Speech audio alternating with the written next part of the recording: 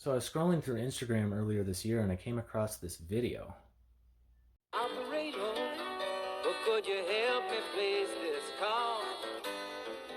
You see the number on the matchbook is old and faded. She's living in LA. And it's this guy right here, Jim Croce, playing the song Operator, which I had always heard growing up, but I realized I never really fully registered the song. I never really fully listened to it and appreciated it, and I never really noticed the guy playing it. And he had quite a few hit songs during his lifetime, most of which I didn't even realize were by the same person. Time in a Bottle, Bad Bad Leroy Brown, that's probably his most well-known song of all of them. And while watching the video, I'm just thinking, man, I love this guy. Look at him. Look at that smile. He looks like he's maybe high, a little bit high on stage, and he just kind of cracks this little smile, and he's just singing, and you can just feel how happy he is to be doing what he's doing.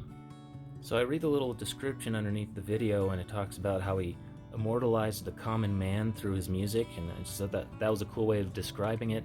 And then I keep reading, and I read about the way that he died. So it was 1973, and Jim, he had been touring quite a bit.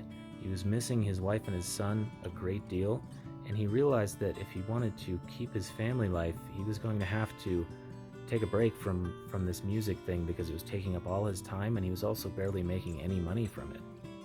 So around mid-September 1973, Jim writes his wife a letter saying how he's sorry about the way he's acted, he's sorry that he's been gone, he wants to come home, start a new career screenwriting, and get a degree, and really devote himself to family life, and grow old with Ingrid. And his closing words were, "Remember, it's the first 60 years that count, and I've got 30 to go. I love you, Jim."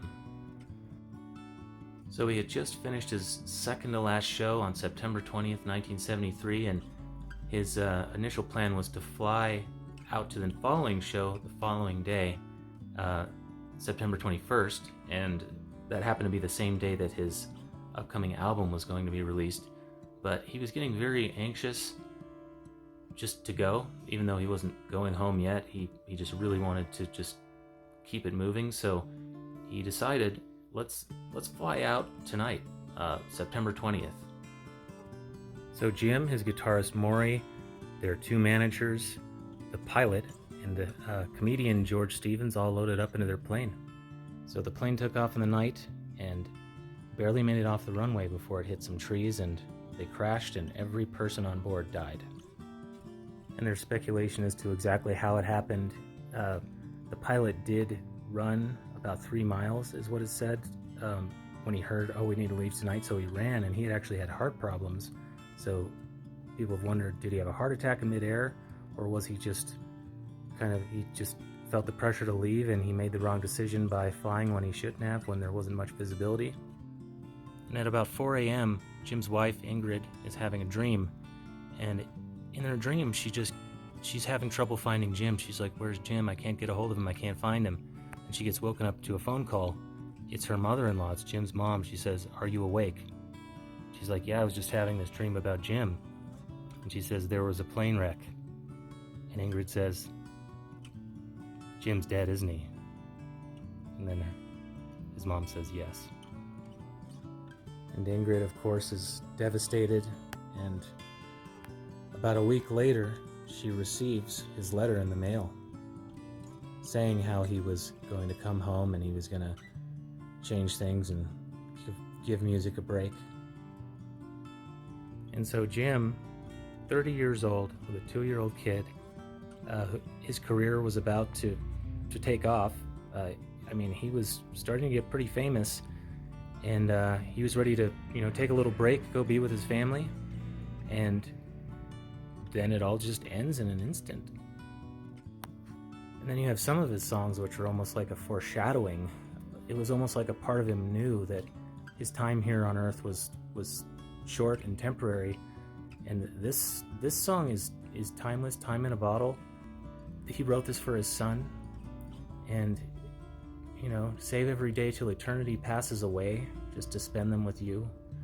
If you could make days last forever, He'd save every day like a treasure, and then he would spend them with the one that he loves. And I feel like the story of Jim and his family is it's a powerful lesson in understanding the temporary nature of life and how you never really know when it's going to end. And it seems like sometimes people come here just to die young and to teach everyone a lesson through their death. So Jim's story affected me deeply, and after hearing it, I wanted to know more and more about him. I wanted to hear all of his songs, kind of immersed myself in his music. I've been trying to learn some of his songs, and for about a week after hearing about this story, I was plunged into a very deep depression in a very strange way. It felt like a dark night of the soul that I was going through, where it felt like I was mourning Jim's death when I didn't even know him. Strangest thing, it honestly felt like an ayahuasca ceremony, where this feeling of imminent death surrounding me.